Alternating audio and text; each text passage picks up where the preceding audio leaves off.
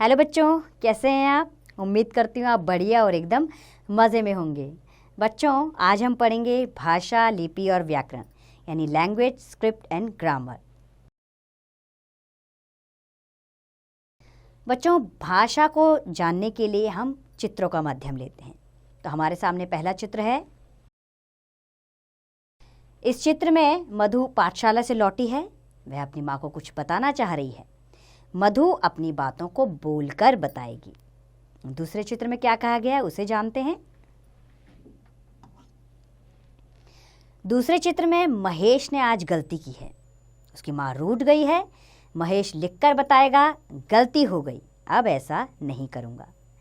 तो बच्चों, उपरोक्त वाक्यों से यह पता चलता है कि हम या तो बोलकर या लिखकर अपने विचार एक दूसरे तक पहुँचाते हैं। इस माध्यम को ही भाषा यानी लैंग्वेज कहा जाता है। आइए भाषा की परिभाषा एक बार जान लें। बच्चों, बोलकर या लिखकर अपने विचारों को प्रकट करने का साधन ही भाषा कहलाता है। आइए अब भाषा के रूप भी समझ लेते हैं। भाषा के दो रूप होते हैं, मौखिक भाषा और लिखित भाषा। सबसे पहले समझते हैं मौखिक भाषा क्या है। मौखिक भाषा में विचारों को बोलकर प्रकट किया जाता है। इसमें एक व्यक्ति बोलने वाला होता है और दूसरा व्यक्ति सुनने वाला होता है। आइए जानते हैं लिखित भाषा क्या है। लिखित भाषा में विचारों को लिखकर प्रकट किया जाता है। इसमें एक व्यक्ति लिखने वाला होता है और दूसरा व्यक्ति पढ़ने वाला होता है। अब जानते हैं लैंग्वेज, भाषा असल में क्या है।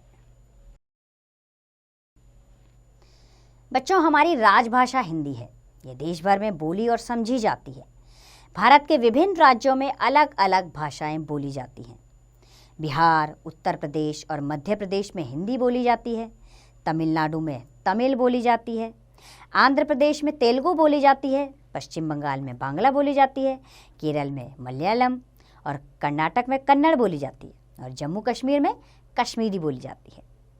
तो अलग अलग देशों की अलग भाषाएं भी अलग अलग होती हैं। जैसे कि चीन की भाषा चीनी है, जापान की भाषा जापानी, इंग्लैंड की भाषा अंग्रेजी, नेपाल की भाषा नेपाली है और पाकिस्तान की भाषा क्या है, उर्दू है। आइए, भाषा को तो हमने जान लिया, अब जानते हैं लिपि क्या है यानी स्क्रिप्ट। बच्चों, हम अपने विचारों को लिखित भाषा या मौखिक भाषा के द्वारा प्रकट करते हैं। बोलने के लिए हम अपने मुख से कुछ ध्वनियां निकालते हैं। इन ध्वनियों को लिखने के लिए हम कुछ चिन्हों या संकेतों का प्रयोग करते हैं। इन संकेतों को लिखने के ढंग को ही लिपि कहा जाता है। आइए एक बार लिपि की परिभाषा को अच्छे से समझ लेते हैं। भाषा को जिन ध्वनियों के द्वारा बोला जाता है उन ध्वनियों के लिखने के ढंग को लिपि कहते हैं। प्रत्येक भाषा की अपनी लिपि होती है। जैसे कि हिंदी भाषा की लिपि देवनागरी है, पंजाबी भाषा की लिपि गुरुमुखी है और अंग्रेजी भाषा की लिपि रोमन है। उर्दू भाषा की लिपि फारसी है और मलयालम भाषा की लिपि खरोष्ठी है। आइए अब लिपि भी समझ गए हम, अब जानते हैं व्याकरण यानी ग्रामर क्या है।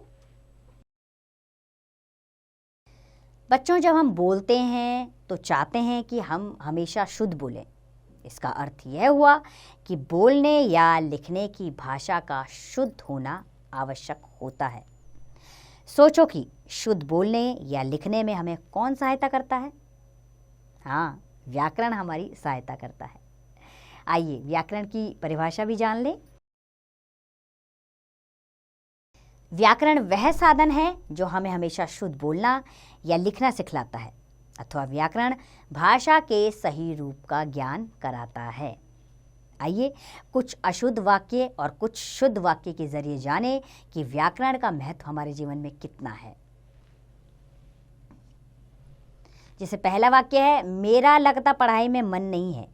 अशुद्ध वाक्य, समझ में नहीं आ रहा वाक्य में क्या बोला गया है। इसको शुद्ध तरीके से कैसे लिखेंगे, मेरा मन पढ़ाई में नहीं लगता है। अगला है हम विद्यालय जाऊंगा। समझ में नहीं आ रहा क्या वाक्य है। हम विद्यालय जाएंगे, ये शुद्ध वाक्य है व्याकरण की दृष्टि से। स्कूल रमा पढ़ाती मैं है।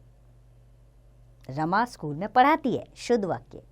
दौड़ रहा है खरगोश। खरगोश दौड़ रहा है, यह है शुद्ध वाक्य।